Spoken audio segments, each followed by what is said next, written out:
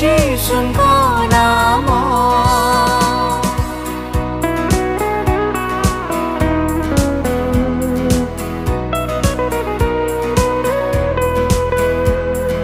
पाप शाप करे दूर जीशुको नाम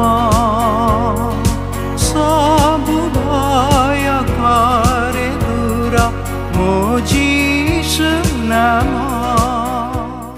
प्रिय श्रोता बंधु प्रभु श्री ख्रीष्ट सर्वश्रेष्ठ नाम आपण को शुभेच्छा। पवित्र बाइबल माथ्यू लिखित सुसमाचार 16 अध्यायर 19 पदरे आम मैंने पाठ करूँ। मु तुम्भको स्वर्ग राज्यर कंची देवी आउ तुम्हें पृथ्वी रे जहाँ किछि बंद करिब स्वर्ग रे ताहा बंद रहिब पुणी पृथ्वी रे जहाँ किछि मुक्त करिब स्वर्ग रे ताहा मुक्त रहिब। प्रभु श्रीख्रीष्ट मंडली संबंधरे ओ मंडलीर मूलदुआ प्रणाली और संविधान स्थापन करने बेले प्रभु जीशु पितर को कहले मु तुम्भको स्वर्ग राज्यर कंची देवी।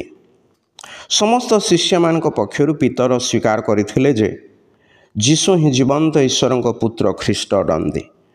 यही स्वीकारोक्ति हेतु प्रभु पितर को एक कथा कहले तथा यह समस्त प्रेरितों निमंते थिला।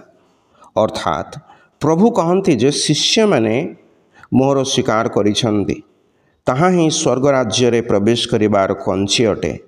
अर्थात यही कंची सुसमाचार अटे। सुसमाचार रे पाप जोगु मनुष्यर विफलता दुष्टता और आत्मिक जीवनर पतन स्पष्ट रूपे प्रकाश करा जाए। यही अवस्था हेतु मनुष्य ईश्वर को क्रोधर पात्र अटे पुणी ताहार अंत नरक।